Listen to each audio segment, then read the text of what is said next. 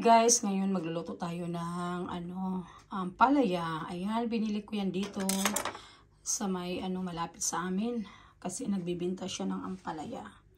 So ngayon, gigisahin ko lang siya lagyan ng taba ng baboy at saka yung itlog. So ito lang, 1, 2, 3, 4, 5 pieces na ampalaya. Ayan. So once a year lang siya nagbibenta dito o nagtatanim ng ampalaya. Okay.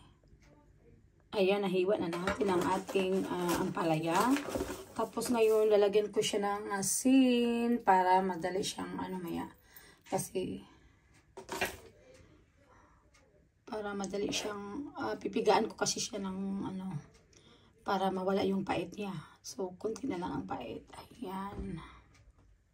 Ayan ang ating hindi ko na hinaluan ng itlog, yung baboy.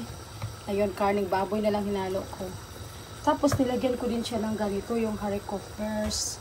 Kasi meron ako dito yung yan siya, batong ba?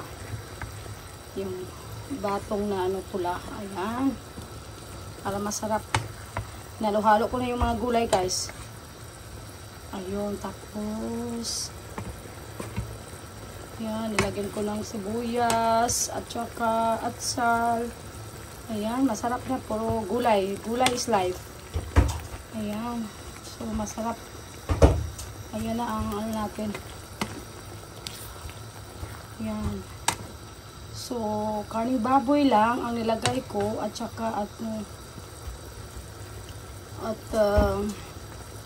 beans, yung at saka may din, courgette. Ayan, nilagyan ko din siya ng konti. Ayan. Ayan. Masarap. Ayan ang para puro na lang mga gulay ang kainin natin. Ayan. Thanks for watching. Yung anak ko makulit. Ayan.